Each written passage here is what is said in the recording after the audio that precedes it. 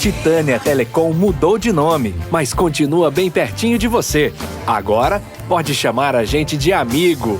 Acesse sejaamigo.com.br e conheça os planos. Amigo, viva conexões reais. Olá, amigos! Sejam muito bem-vindos a mais uma entrevista aqui do Repórter MT.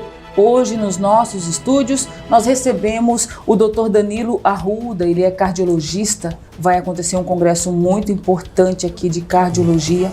Salvo engano, ele vai confirmar isso para mim. É a 22ª edição desse congresso. Dr. Danilo, seja muito bem-vindo. 23ª edição do congresso. 23ª edição, olha aí. É um prazer estar aqui com vocês para que a gente possa divulgar o nosso congresso de cardiologia regional de Mato Grosso, da qual eu sou o presidente do congresso. Agradeço muito a diretoria pelo honroso convite, a diretoria que estimula pessoas como eu, que já passou muito tempo pela sociedade, que já fui presidente, e que continuo também lutando ali pelos mais jovens para que a sociedade possa sempre estar realizando eventos, realizando atividades para que possam contribuir para que a sociedade cuiabana, matogrossense, possa usufruir da melhor cardiologia do estado.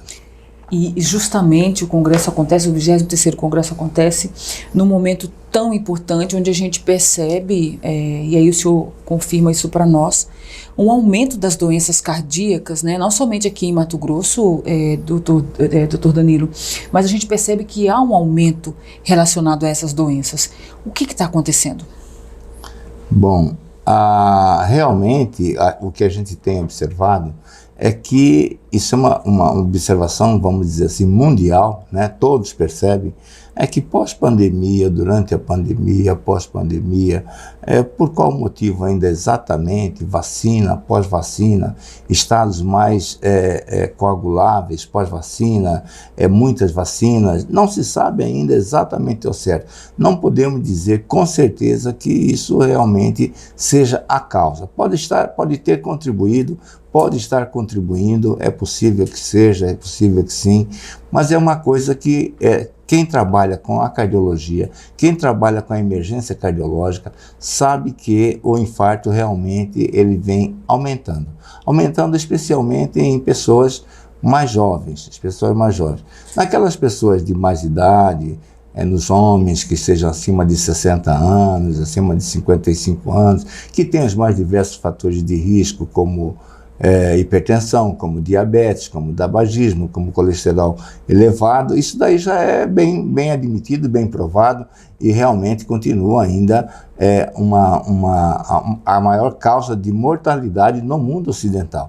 Por isso a sociedade trabalha muito para que a gente possa reduzir essa carga de doença cardiovascular, porque são pessoas que às vezes estão em uma atividade intensa, que tem filhos para criar, que tem família e que deixa às vezes alguma coisa, quer dizer, esposa, são filhos que precisam daquele momento e que você tem às vezes uma morte súbita. É uma morte súbita, não é uma coisa que seja esperada, que seja ao longo do tempo. Então, 50 e poucos anos, de repente faleceu. Logicamente tem outras causas também, mas a causa mais frequente continua sendo o infarto. E nos pacientes mais jovens assusta mais ainda, abaixo de 35 anos, abaixo dos 40 anos, isso vem assustando muito e a gente tem que estar sempre, a ciência tem que estar em expansão, a ciência tem que estar em evolução, buscando sempre entender o que se passa e procurar soluções para que a gente possa reduzir essa carga de mortalidade cardiovascular mundial. Exatamente. E, doutor Danilo, quando o senhor estava falando, né, enfim, das possíveis fatores que talvez provoquem esse aumento de infartos, aí o senhor cita a questão da coagulação provenientes aí de algumas vacinas. Explique isso melhor para a gente. No que as vacinas elas podem interferir nessa questão de coagulação? Explica para a gente o que é isso, até para que a gente consiga entender com clareza, e no quanto que isso interfere realmente na saúde cardíaca. Quando surgiu a Covid-19, logo inicialmente não se sabia o que acontecia, Sim. o que acontecia exatamente por que as pessoas morriam, porque as pessoas faziam aquele processo inflamatório agudo e era trombose, não era trombose, era um processo inflamatório, uma doença inflamatória sistêmica. E logo depois também veio a vacina, que com certeza contribuiu de forma importante, mas a vacina veio de uma forma muito precoce e veio através de umas combinações que possivelmente de mRNA, de RNA mensageiro, alguma coisa que pudesse estar interferindo, que se admite que possa ter acontecido, que possa estar interferindo até nas as células dos diversos organismos, e especialmente nas crianças. Por isso se tentou, em alguns países até foi proibido que se possa ser colocado em crianças. Por que exatamente, como eu te falei, exatamente por que, o que acontece, isso ainda a gente tem muita coisa a ser explicado, mas é um aspecto, é uma evidência que você tem mais trombose aguda, né? Aqueles fatores porque no organismo nós temos fatores que são pró-coagulantes e anticoagulantes. Então, na medida em que você, por exemplo, sofre um corte, imediatamente o organismo tenta fechar e ela faz uma coagulação. Mas o que desencadeia isso tudo, vamos dizer assim, de uma forma normal? E o que está desencadeando isso de uma forma mais rápida? Ainda temos muito que aprender em relação a isso. A questão da pressão arterial, doutor Danilo, ela interfere nas doenças cardíacas? Qual a ligação delas? A pressão arterial é uma das patologias mais prevalentes. Ela atinge hoje, nós sabemos, em termos de 30% da sociedade brasileira, da sociedade mato-grossense, da sociedade cuiabana. E ela é uma doença invisível, ela é uma doença que não aparece, é uma coisa que, de repente, aos 40 anos, a pessoa começa a ter hipertensão e ela é assintomática, na grande maioria das vezes assintomática. Então, o que acontece? A pessoa, durante muito tempo, ela sofre com a pressão sem saber que tem a pressão alta. E isso vai levando a problemas cardiovasculares importantes no coração, no cérebro, no rim, nas artérias periféricas, nas carótidas, e ela acelera o desenvolvimento também das doenças ateroscleróticas, da placa de gordura que se forma nas carótidas, nas artérias coronárias, de forma que a gente possa, depois de algum tempo, estar muito associado à doença cardiovascular com a hipertensão arterial. Por isso, é muito importante que nós todos controlemos a hipertensão arterial. Não se tem tratamento definitivo da hipertensão arterial, mas você tem o controle. Você deve controlar a hipertensão arterial por toda a sua vida. O médico vai saber qual o melhor remédio para você. Mas nós sabemos hoje, a quase toda a população, que alguns aspectos são importantes. Você reduzir peso, você não comer muito sal, sabe, você praticar atividades físicas. Então, essas mudanças de estilo de vida, que na realidade deveriam começar lá na juventude, isso é muito importante para que a gente possa controlar a pressão arterial. Independente de qualquer coisa, nós temos que ter a pressão controlada para evitar mortalidade cardiovascular. Doutor Danilo, nós moramos em um estado quente, né? Onde as diferenças climáticas são grandes de uma cidade para outra, mas nesse momento em que a gente vive, existe um calor intenso por todo o Mato Grosso, e Cuiabá parece que... Está fervendo, né? Está fervendo. Cuiabá está fervendo, e olha 41 isso. Graus todos os dias na sombra, né? Exato. Amigos, nós estamos fervendo aqui nessa capital. É o cardiologista que está falando, viu? E nós estamos fervendo aqui em Cuiabá. Essas questões, elas interferem na nossa saúde cardíaca, doutor Danilo? Olha, Pode causar, por exemplo, algumas pessoas, as pessoas mais velhas, enfim, a linguagem popular, ela diz muito isso. Ah, infartou porque estava muito quente. Teve um negócio, um ataque do coração porque o calor estava intenso demais, não aguentou, a pressão subiu, enfim. Essas coisas estão de fato ligadas? não necessariamente, não necessariamente. É como eu falei, nós temos que cuidar principalmente desses fatores de risco. O homem é mais predisposto a ter infarto. A mulher, quando tem infarto, geralmente, ela tem 10 anos a mais do que o homem. De forma que os homens morrem mais cedo do que Algum as motivo para mulheres. isso? É porque os homens, na realidade, não se cuidam.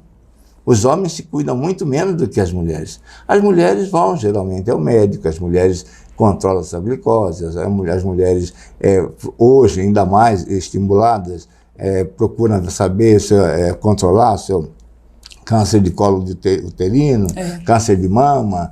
A mulher está sempre indo a um centro de saúde.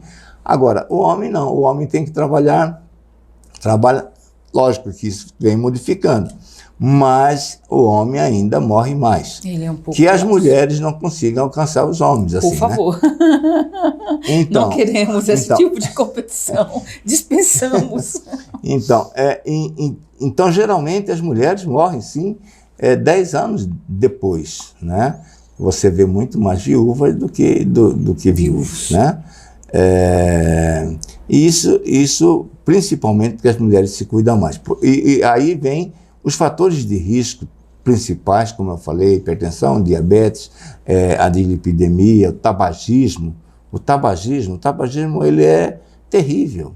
O tabagismo, eu acho que a gente tem que cada vez mais procurar controlar, abolir, vamos dizer assim, o cigarro da sociedade brasileira. As pessoas sempre associam muitos males relacionados ao cigarro a questões pulmonares, né? Doenças pulmonares, e daí não.